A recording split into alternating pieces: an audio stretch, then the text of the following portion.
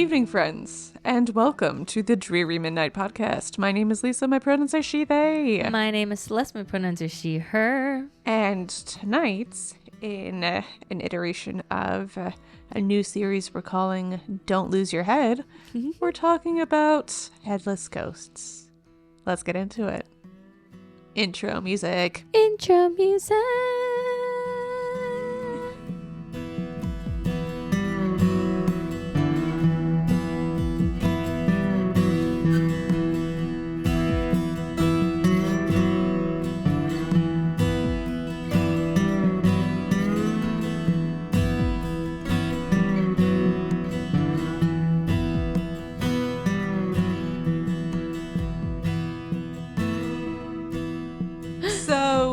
Originally this episode was going to be specifically about headless writers. Which is such a good, very...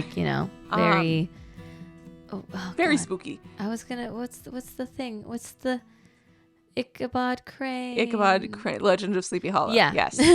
Very Sleepy Hollow. Yeah. And if you're not at all familiar with the Legend of Sleepy Hollow, the whole thing is that it's allegedly haunted by... Maybe we can get into it some other time. The phrase headless horseman comes from Legend of Sleepy Hollow, written by Washington Irving, published in the 1820s. Oh, do you cover it in this episode? Well, I was gonna allude to it. I was trying to look up an actual description of it, but I couldn't find it. So that is not the only headless ghost or even headless writer in folklore, but we're focusing generally on headless ghosts today. And so the idea of a headless horseman is one where it's usually obviously on a horse, with no head. Usually the ghost has the head upon the person, just not atop the neck. Oh. But not always. The horse always has a head, though. Yes. The horse at least can see where they're going. But the rider, not so much. Rider, not always. But that's not the only idea of beheading, or it is not the only idea of ghosts without their heads or having been beheaded haunting other things. And so I'm going to quote a little bit from Haunted Highways, Spooky Stories, Strange Happenings, and Supernatural Sightings.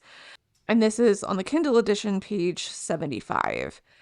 In an Irish tradition, an entity called the Dullahan, or Dark Man, is a death omen, and it carries its head under its arm while writing about choosing victims. In a variation of the myth, the otherworldly being is a headless coachman whose black carriage gathers up those who are doomed to die. And Celeste had a super excited expression. I heard of the Dullahan before. Yeah? Yeah. I don't remember if I heard of it because of Irish mythology book that I have, but... I also, it's a death omen, right? Yes. Yeah. Specifically, the carriage edition is a death omen. Yeah. There are also iterations, carriage or not, where it's carrying a whip of human spines. Or where it is a single human spine, and that's what the whip is. Ugh. Yeah. I this is a tiny tangent. In 2017, I took a screenwriting class. Okay. And it was in Hollywood, and it was for sitcom writing. And so I wrote a spec script for New Girl, and personally I think is really good. And then we took I took 3 of these women's classes. She used to be a writer, or is a writer for Warner Brothers. I don't know if she still is. Mm. And one of the classes we made our own sitcom, and I chose to make a workplace comedy where the workplace is a death corporation, and it was all the death omens, and as if it were a day-to-day office. So I did a lot of research into banshees and Dullahans and all that kind of stuff. Okay. Anyway. Okay. That's what I thought of. I love that. What were you gonna call it? Death Comes Knocking. Ayo. Yeah. So that just I was like, I remember that research from very specific time 8 years ago. Yep. All right. So this book goes on to say a headless horseman sometimes appears at night in the area of West 49th Street and Loomis Street on the south side of Chicago. Ooh. During the Pullman strike of 1894, an Illinois National Guard command post was set up at the intersection to suppress union labor rioters organized by Eugene V. Debs against the Pullman Railway Company. There's no record of anyone being decapitated in the clashes, but the site of the hauntings nevertheless links the ghost horseback rider with the workers' revolt. You also have a chance to see some phantom equestrians with their heads intact at the intersection of 95th and Keene Avenue in nearby Hickory Hills. The junction is located at the edge of Cook County Forest Preserves, which has numerous hiking and riding paths. One of them parallels Keene Avenue, and at one point it crosses to 95th Street. Several horses and riders have been struck and killed by motorists who are speeding down 95th. Oh my God. And people have spotted these apparitions of horseback riders on the crosswalk only to see them fade into nothingness. Oh, that's freaky. And last one from Haunted Highways, now on page 76. Tales of headless riders can be found all across America. For example, the ghost of a headless cowboy on horseback has been seen for more than a century down in Texas. It's said that the phantom rider was Vidal, a known Mexican bandito in the 1850s. When Vidal foolishly stole some Mustangs belonging to Creed Taylor, a hero from the Texas Revolution, Taylor gave chase along with a fellow rancher named Flores and Bigfoot Wallace, quote-unquote Bigfoot, a Texas Ranger and fellow Texas war veteran. The trio soon captured and killed the horse thieves, but as a warning to future would-be robbers, Taylor and Wallace decapitated Vidal.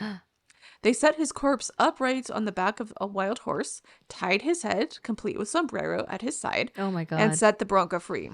The corporeal headless horseman, seen far and wide, became known as El Muerto, the dead one. Oh my God. Ultimately, the horse was caught, and what was left of Vidal's body was buried. But That poor horse, first of all. Yeah. But that did not stop El Muerto's nighttime rides. Vidal's decapitated revenant and steed continued to roam the plains of southern Texas, from San Antonio down to Corpus Christi. Oh, that's so cool. I've never heard that story before. Have you lived in Texas? No. No, but I lived in California, which is like a little bit away Yeah. from Texas. Just a couple states in between us. You know, I mean, they were all part of Mexico at one point. Yeah. It's not just in the U.S. where there are headless ghosts of different sorts. In Costa Rica, there's several versions of headless clerics, so different religious What? figures. Here are some of the most popular versions. This is from ticotimes.net. One story features a man of the cloth who had his head lopped off over a married lady in his parish. It wasn't the hand of the Almighty who smote him, but the lady's husband, who ripped, and this is a direct quote, who ripped the person's noggin from his neck. Oh boy. He killed him on the altar just as he was consecrating the host, Why? because his wife was cheating on him, potentially with the priest. Oh, well, but was she actually cheating on him, or was the husband just paranoid? Either way, the headless priest wanders the country looking for his lost cabeza. In Cartago, residents allege this ghost appears in the ruins of the cathedral, which was destroyed by an earthquake, rebuilt, and destroyed a second time. A vengeful god seems to shake the earth beneath the church each time it gets rebuilt, and thus the cathedral remains in ruins to this day. Wow. There's another version from San Ramon. The priest there loved to gamble and had amassed quite a fortune. He had made a trip to Nicaragua and secretly buried his hoard under a tree in San Ramon. On his trip, the priest was decapitated. Doesn't say why. But concerned about his assets, he returned without his head to keep an eye on the treasure. Don't know how you do that if you didn't take your eyeballs with you. Maybe you could feel around. In Parata, another headless priest hides in the bushes around the church to scare sinners into changing their ways. Because he is hidden in the foliage, he's hard to see, but churchgoers feel his presence. Another tale tells of a priest. That's scary. Yeah. Who was beheaded by the Inquisition for being a skirt chaser and roams the countryside looking for his head. Question is, how many headless priests are in Costa Rica? And also, how many of them are having affairs with women? Is That the is- skirt chaser someone who's like a flirt, yeah. First, okay. Yeah, Yeah. seriously. What's up with the priest epidemic in Costa Yes. Rica? Generally speaking, get it together. People who aren't supposed to be cheating on people, maybe get it together a little bit. Oh Um, my God. but You so took an oath of celibacy. having the idea of a headless ghost made me think about Henry VIII. Yeah. um, because He sure liked doing that a lot. yeah, I mean, only a third of his wives died by beheading, That's which is most people don't have that statistic. yeah. I'm just saying. But the title of this episode is likely going to be Don't Lose Your Head, as a reference to Six, which is about a musical about the wives of Henry VIII. Mm-hmm. And so there are, for those of y'all who don't remember, the order of Henry's wives is divorced, beheaded, died, divorced, beheaded, survived. Anne Boleyn was beheaded, and Catherine Howard was beheaded. Catherine Howard does haunt, but with her head on. And even then, it's dubious whether or not the actual event that is supposed to be the basis of her haunting did actually happen.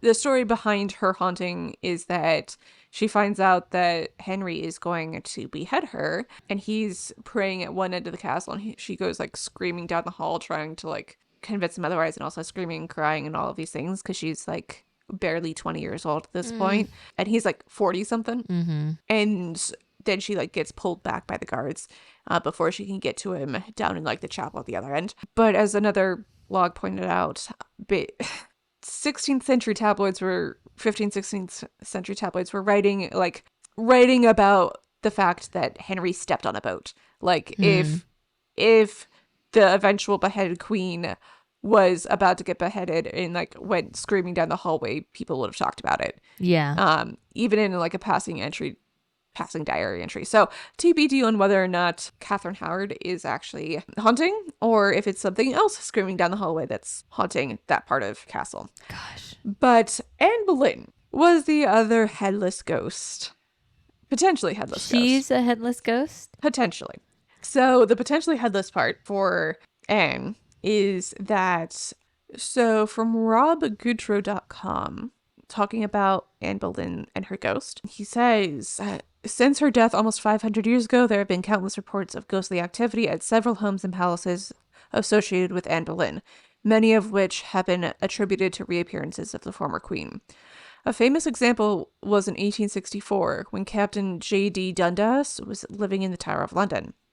The story goes that one day he looked out of the window and noticed a yeoman warder acting strangely whilst standing in the courtyard where Anne Boleyn had been beheaded.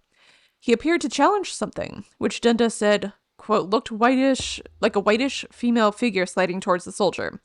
The guard charged through the form with his bayonet, then fainted.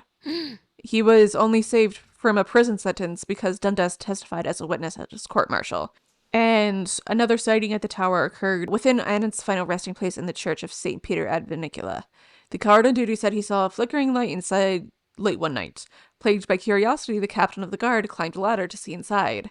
He recalled seeing a procession of ladies and knights in Tudor-style dress, led by Anne Boleyn, parading down the aisle of the chapel. He vividly remembered that the former queen stopping by her grave in front of the altar before disappearing. So I've seen a number of different sources allude to that story. All of them say that the captain of the guard saw Anne headless. Could not track down the original source for that, so TBD on what the captain of the guard actually said about the matter and whether or not she was headless. But It's in the popular zeitgeist. It's in the zeitgeist that she was at the Tower of London without her head. However, she has apparently occasionally been spotted. Don't lose your head. The Tower of London, according, again, Rob Goodrow, is not the only place where her ghost has been spotted. An apparition of her headless body has been seen numerous times at Windsor Castle, running through the halls in the Dean's Cloister while clutching her severed, screaming head. Oh, that's terrifying. Yes. It's wild. And then last bit on Anne Boleyn, again, according to Rob Goodrow, one of the more notorious stories of her ghost involves her her annual visit to her birthplace of Bickling Hall in Norwich. She's accompanied by 4 spectral horses and a headless horseman. The tale goes that every year on May 19th, the anniversary of her execution, she's seen arriving at the hall with her ghost clutching her decapitated head. It is said that she proceeds to roam the corridors from dusk till sunrise. That's how I like celebrating my birthday too. Yeah. Yeah. Oh my God. That's terrifying though. Yeah. There are a number of different potentially of potential ghosts at the Tower of London, because there's a ton of people who died there. Yeah.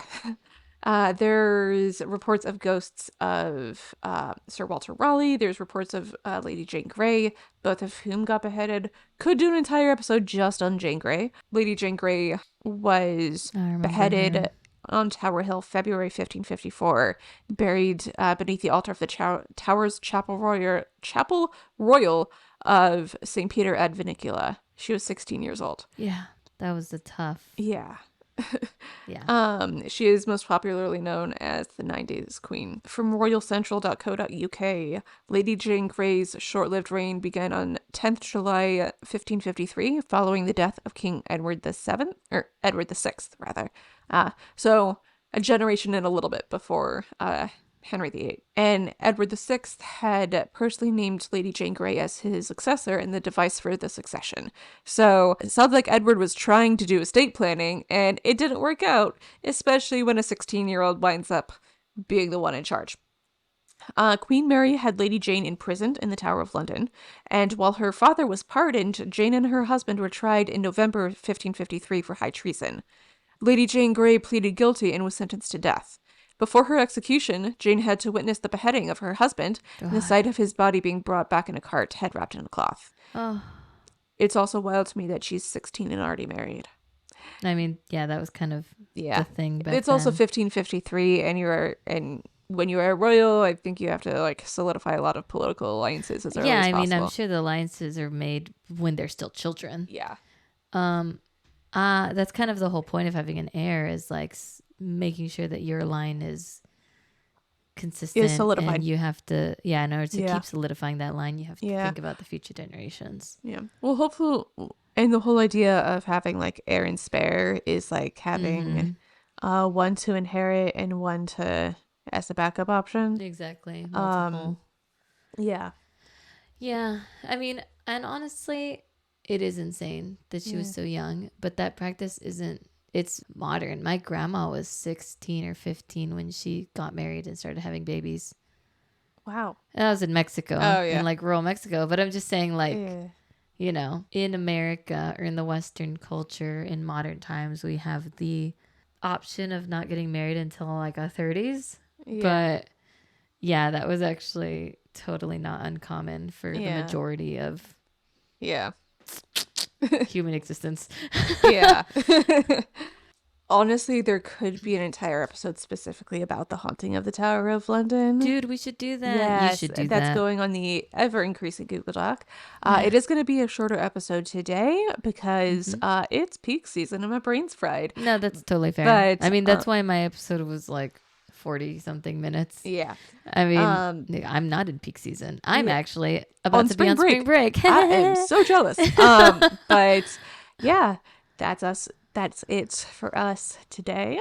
And with all of that said, if you have an idea about a topic, headless ghost that you've seen yourself, send us an email. drearymidnightpodcast@gmail.com. Local headless ghost stories. Local that stories. Would be that really would be amazing. Cool. Yeah. If you would like to support us with money, patreon.com/drearymidnight is a place to do that. And if you want to reach out to us on Instagram, we are at drearymidnightpod. And with all of that said, in the wise words of Six the Musical, don't lose your head. Dun da da da da da, da clap clap. And safe travels home on this dreary midnight. Good night. Good night.